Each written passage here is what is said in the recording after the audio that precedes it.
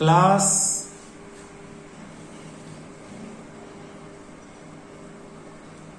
8th maths chapter 3 exercise 3.3 question first. देखना बेटा, question first क्या कहता है। क्वेश्चन फर्स्ट कि आपको एक पैरेललोग्राम गिवन है ABCD।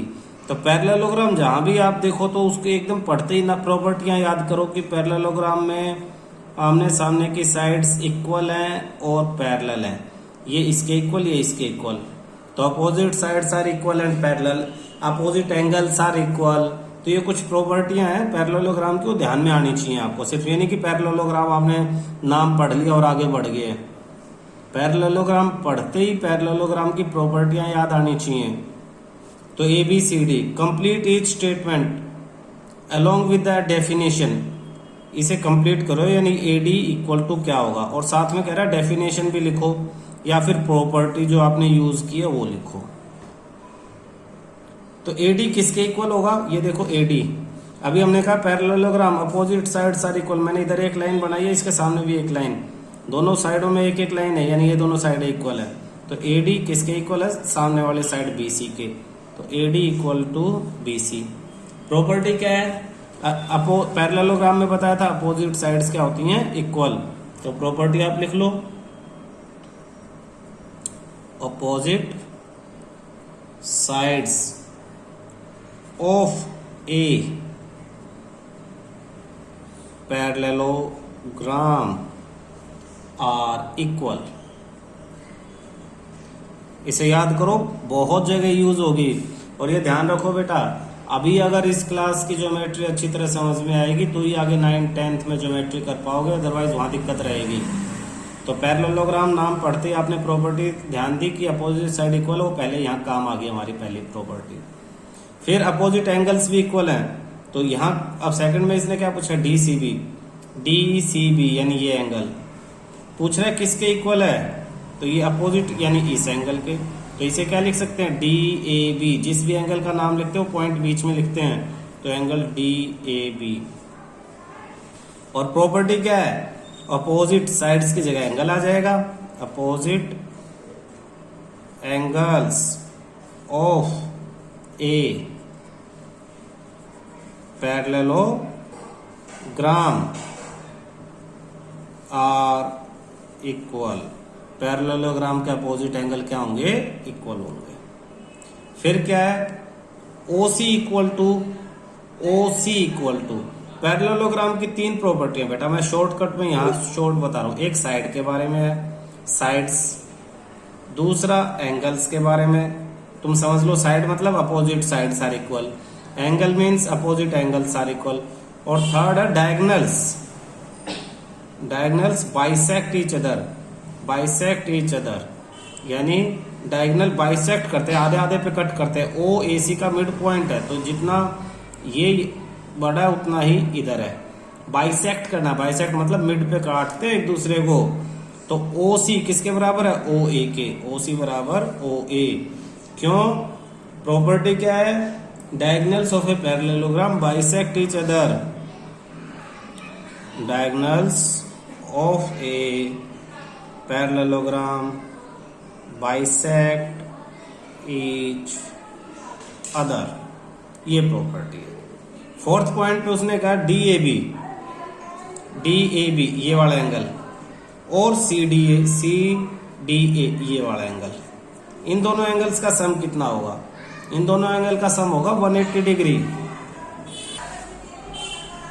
DAB CDA, DAB ये वाला और CDA ये वाला। तो ये दोनों क्या है, एडजेसेंट एंगल है, और दोनों का सम क्या होगा, 180 डिग्री। तो आप लिखोगे क्या, sum of adjacent angles of a parallelogram is 180 degree.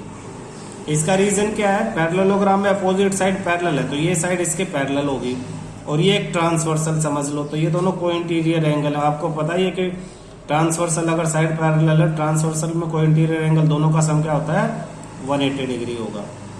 तो पैरेललोग्राम में कोई भी एडजेसेंट मतलब साथ वाला, इन दोनों का सम, इन दोनों का सम, इसका और इसका सम, या इसका और इसका सम इन दोनों का, या कोई भी साथ वाली दो पेयर है उनका सम क्या होता है 180 डिग्री होता है, ये ध्यान रखना। तो यहाँ हमने पैरेललोग्राम की सारी प्रॉपर्टीज जो थी वो सीखनी पड़ेंगी और उन्हीं सब प्रॉपर्टीज के ऊपर हमारा ये पूरा क्वेश्चन डिपेंड करता है।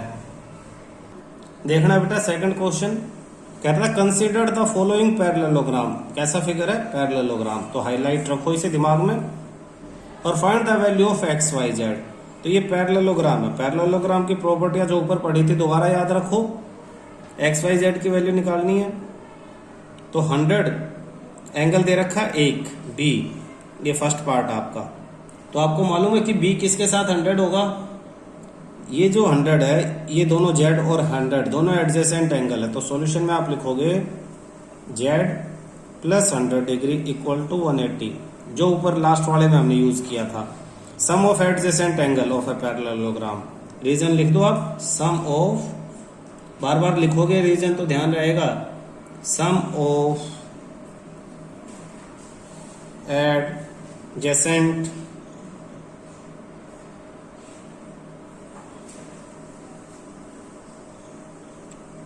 Angle of a parallelogram is 180 degree. तो z equal to 180 minus 100, z equal to 80 degree. तो एक z आ गया हमारा। अब हमने कहा पैरेललोग्राम में अपोजिट एंगल इक्वल है, तो एंगल y, या फिर आप लिख सकते हो angle D equal to angle B, opposite angles of parallelogram. Therefore angle D की वैल्यू क्या है y इक्वल टू B की वैल्यू क्या है 100, आपका दूसरा y भी आ गया। फिर C, angle C is equal to angle A, angle C equal to angle A, reason वही ऊपर वाला, अपोजिट एंगल्स ऑफ पैरेललोग्राम। पूरा लिखना चाहो तो लिख सकते हो R इक्वल, ये लिख दो, या simple opposite angle of parallelogram में भी आप लिख के हिंट दे सकते हो। तो opposite angle of parallelogram are equal, तो C A के इक्वल है, C क्या है x है, therefore angle x is equal to A की वैल्यू क्या आई थी z, और z की वैल्यू क्या आई है z, और x इक्वल टू z की वैल्यू क्या आई थी 80 डिग्री 80। तो ये आपका आंसर आ गया। तो therefore x is equal to 80 degree, y equal to 100 degree और z equal to 80 degree answer.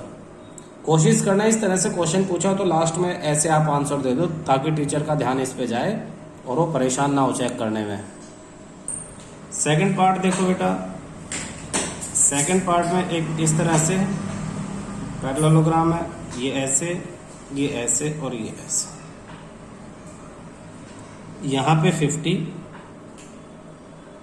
यहाँ पे x, ये y और ये z। तो इसमें क्या लिखेंगे, फिर वही हम इसको कोई नाम दे देते हैं ताकि आराम से हम इसको पढ़ सकते हैं। तो इसको फिर नाम दे देते हैं हम PQRS, या A B C और D नाम दे दिया हमने इसको। फिर हम लिखेंगे एंगल A प्लस में angle D equal to 180, adjacent angle of parallelogram, angles of parallelogram. इतना हिंट लिख दो। पूरा लिखना चाहो तो sum of adjacent angle of parallelogram is 180 लिखो। एंगल A की जगह x लिखेंगे, प्लस D की जगह 50 डिग्री लिखेंगे, equal to 180 degree, x equal to 180 degree minus 50 degree, therefore x equal to 130 degree. एक आंसर तो ये हो गया। अब आप y आराम से निकाल सकते हो।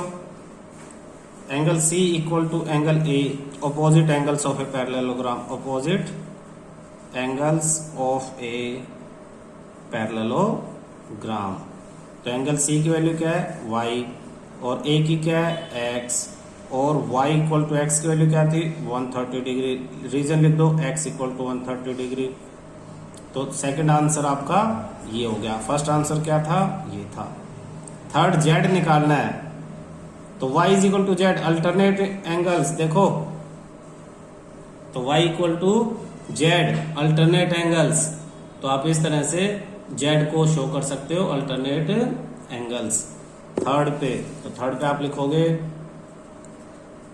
Angle z equal to y, therefore z equal to 130 degree. इसका रीजन क्या है, alternate angles, alternate angles. Alternate angle कहते किसे, मैं तुम्हें समझा दूं। अगर दो पैरेलल लाइंस हैं और ये एक ट्रांसवर्सल है, तो ये वाला एंगल और ये वाला एंगल अल्टरनेट है, और ये एंगल इसके अल्टरनेट है, और अल्टरनेट एंगल्स हमेशा क्या होते हैं, इक्वल है। तो इस फिगर में देखो, ये लाइन और ये लाइन दोनों पैरेलल थी, और ये ट्रांसवर्सल है, तो ये वाला एंगल और ये अल्टरनेट जो जेड जैसा सा बनाते हैं वो एंगल क्या होते हैं, अल्टरनेट एंगल, और वो हमेशा क्या होते हैं, इक्वल होंगे। तो ये वाला हमने यूज किया लास्ट जेड निकालने के लिए। ठीक है, थर्ड पार्ट हम हमारा क्या है, देखना ध्यान से। थर्ड पार्ट में इन्होंने एक इस तरह से काइट जैसा सा बनाया हुआ ऐसे। अच्छा, हैं सारे पैरेललोग्राम, ध्यान रखना, क्योंकि उसने पहले हमें दे दिया है कि पैरेललोग्राम है सारे, तो सारी पैरेललोग्राम की प्रॉपर्टियां लगेंगी। ये फिर इसको नाम दे दो, ये इसने जो दिया हुआ पहले वो लिख लेते हैं, और ये एंगल x है, इधर ये y, इधर 30 डिग्री, और ये आपको z दिया है। तो नाम दे देते हैं, बीच में नाम दे देते हैं O, और चारों तरफ दे देते हैं A, B, C और D। क्लियर है। अब ये 90 डिग्री है, देखना ध्यान से, ये निशान जो होता है ना, इसका मतलब होता है कि 90 डिग्री है। तो डायगोनल 90 डिग्री है, x और 90 एक दूसरे के क्या है, अपोजिट एंगल्स हैं, वर्टिकली अपोजिट एंगल, और वर्टिकली अपोजिट एंगल क्या होते हैं, इक्वल होते हैं। वर्टिकली अपोजिट एंगल्स क्या होंगे, इक्वल होंगे। तो ये का मतलब डायगोनल इंटरसेक्ट कर रहे हैं 90 पे, तो सॉल्यूशन में हम लिखेंगे AC and BD bisects at 90 degree, therefore x equal to 90 degree. Bisect कर रहे हैं 90 डिग्री पे, इसलिए x भी क्या है 90, सारे एंगल 90 90 90 हो जाएंगे। तो x का पता लग गया हमें। अब इन ट्रायंगल OBC में तीनों एंगल्स का सम कितना होता है, 180 डिग्री। तो x plus y plus 30 degree equal to 180 degree.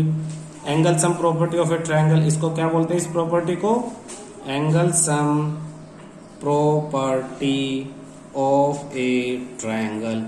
इसका मतलब है कि किसी भी ट्रायंगल के तीनों, जैसे ट्रायंगल कौन सा लिया हमने ये ट्रायंगल ले लिया, ये वाला ट्रायंगल, ये वाला, इसका नाम लिखा OBC। तो इसमें तीनों एंगल, यानी ये वाला एंगल प्लस ये वाला एंगल और प्लस ये वाला एंगल, तीनों एंगल का सम 180 डिग्री होता है। इसे याद रखना है, एंगल सम प्रॉपर्टी बोलते हैं इसको। तो एंगल सम प्रॉपर्टी में x plus y plus 30 equal to 180, x की वैल्यू हमें मालूम ही है, तो x की वैल्यू 90 लिख दो, plus y plus 30 degree equal to 180 degree. तो y plus 90 plus 30 120 degree equal to 180 degree.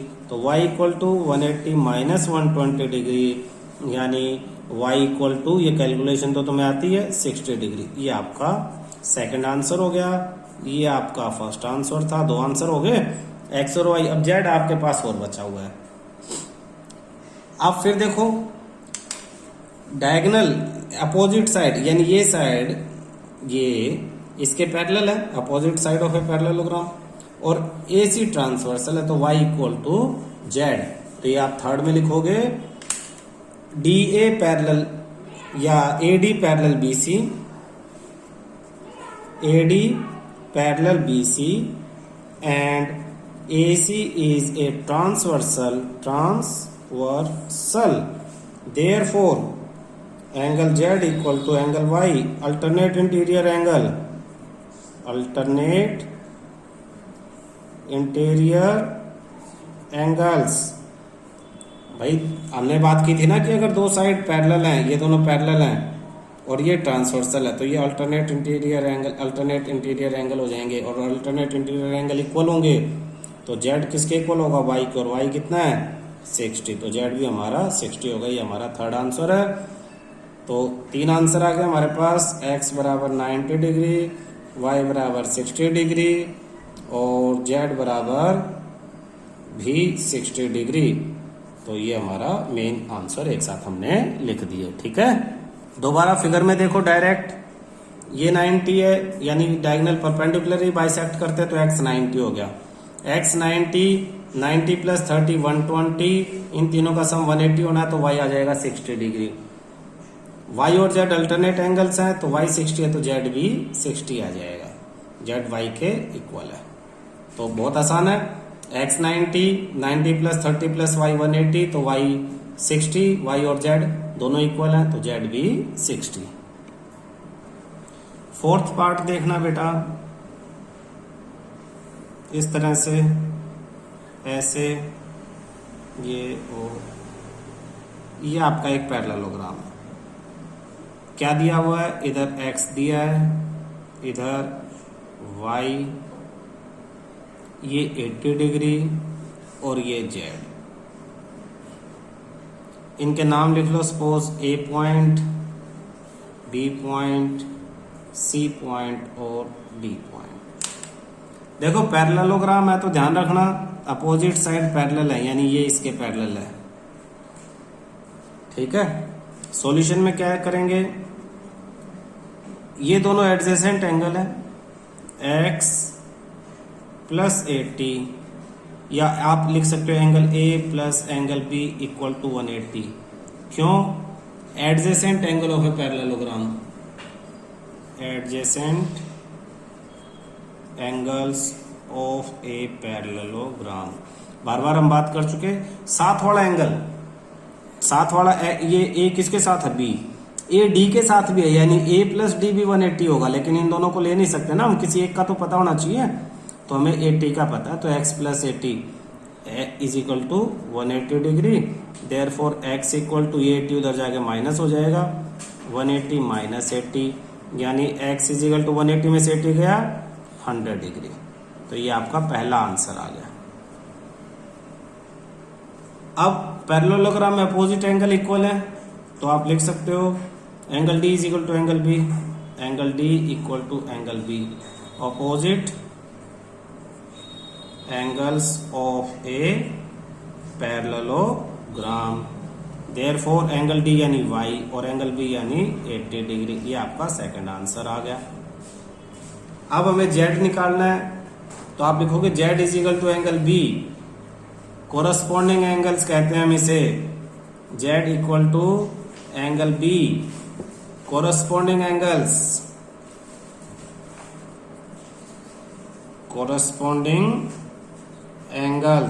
Corresponding angle हमेशा इक्वल होते हैं। जैसे ये दो पैरेलल लाइनें हैं, ये दो पैरेलल लाइनें अगर हैं और ये ट्रांसवर्सल है तो एडजेसेंट एंगल का मतलब है जैसे कोरस्पॉन्डिंग एंगल, ये वाला एंगल और ये वाला एंगल, ये दोनों कोरस्पॉन्डिंग एंगल एक दूसरे के। जैसा एंगल उधर वैसा ही उधर, जैसे ये कोना इधर बन रहा है ना ऐसे ये इधर, ये हमेशा इक्वल होंगे। तो आप देखो जैसे ये लाइन ऐसे जाके ऊपर चली गई, ये लाइन ऐसे जाके ऊपर गई, तो दोनों एक जैसे एंगल है, कोरस्पॉन्डिंग एंगल कहते हैं इन्हें। दो पैरेलल लाइन है, ये ट्रांसवर्सल, तो ये दोनों कोरस्पॉन्डिंग एंगल और कोरस्पॉन्डिंग एंगल इक्वल है। तो z equal to, therefore angle B कितना था 80 डिग्री।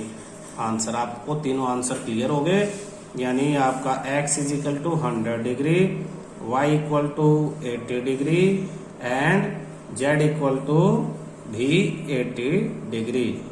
तो ये आपका आंसर है। क्लियर है। फिफ्थ पार्ट, फिगर क्या है आपके पास फिफ्थ पार्ट में, ये ऐसे, ये इस तरह से फिगर है, इसको आगे बढ़ा दिया इन्होंने नहीं, और ये डायगोनल एक दे दिया है, डायगोनल पे इधर 40 डिग्री लिखा हुआ है, इधर ये आपका एंगल x है, ये आपका y, इधर z और इधर आपका 100 112 डिग्री। अब देखना ये 112 डिग्री, सबसे पहले तो y और 112 अपोजिट एंगल्स हैं, ए बी सी नाम दे देते हैं, ए बी सी और डी। तो सबसे पहले तो हम लिखेंगे angle D equal to angle B, opposite angles of a parallelogram, opposite angles of parallelogram equal होते हैं, देयरफॉर वाई, डी कौन सा है, वाई है, और बी क्या है 112। आपका एक आंसर तो सीधा सीधा आ ही गया। अब अगर z पता लग जाए तो x भी आ जाएगा, क्योंकि z और x कोरोस्पोंडिंग एंगल है। देखो ये दोनों अल्टरनेट इंटीरियर, ये दोनों पैरेलल, ये ट्रांसवर्सल। तो जो z बनाए, ये z बना रहे हैं ना, तो जो z जैसा सा बनाए, ये इधर और ये इधर, तो वो दोनों एंगल इक्वल है। तो x और z इक्वल है। ये दोनों पता कैसे लगेंगे, एक पता लग जाए इनमें से कोई भी, तो आप दो मेथड से निकाल सकते हो। एक तो ट्रायंगल वाला मेथड, आप इस पे ए सी डी पे angle sum property of a triangle लगा दो, क्योंकि y अब आपको 112 पता लग गया है। और दूसरा a plus B equal to 180 लगा दो, a plus B equal to 180। दोनों मेथड सेम है, कोई ये दोनों क्या है, कोरोस्पोंडिंग एंगल का सम 180 डिग्री है। तो आप किसी भी तरह से कर सकते हो, मैं आपको दोनों तरीके से करके दिखा देता हूं। चलो यहां पे लिखो एंगल A प्लस में angle B equal to 180 degree, reason corresponding angles. तो A की जगह ये दोनों एंगल है, दोनों का सम A के बराबर है। तो 40 प्लस में Z प्लस 112 इक्वल टू 180। तो Z प्लस में इन दोनों को प्लस करेंगे तो 152 इक्वल टू 180, यानी Z इक्वल टू 180 माइनस 152, यानी Z equal to 28 degree. Answer दूसरा। अगर अल्टरनेट मेथड यूज करते हैं तो कैसे करेंगे, इन ट्रायंगल हम लिखेंगे, इन ट्रायंगल एडीसी ट्रायंगल के अंदर आप लिखोगे x plus y plus 40 equal to 180, angle sum property of triangle, angle sum property of a triangle. तो x प्लस वाई की वैल्यू कितनी थी 112 प्लस 40 इक्वल टू 180। देखो दोनों बिल्कुल एक जैसे ही आगे, यहां भी इन दोनों को प्लस करने से क्या आएगा, x प्लस 152 इक्वल टू 180, बिल्कुल ऐसे ही जैसे यहाँ आया था z प्लस, तो सॉरी यहाँ पे ये z प्लस 40 था, ये मैंने x गलती से लिखा है, z आएगा ये z। तो z प्लस 152 इक्वल टू 180, तो z इक्वल टू 180 माइनस 152 और z इक्वल टू 4 आपका 28 डिग्री। अल्टरनेट से भी वैसे आएगा, x किसके बराबर होगा, z के, अल्टरनेट इंटीरियर एंगल। तो आप लिख सकते हो यहीं पे x equal to z, therefore x equal to भी आपका 28 degree, reason alternate interior angles.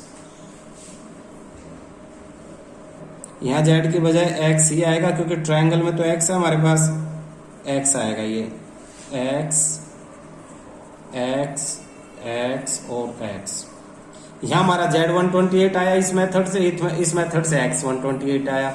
x और z इक्वल है, क्यों, alternate interior angles, therefore x is equal to 28।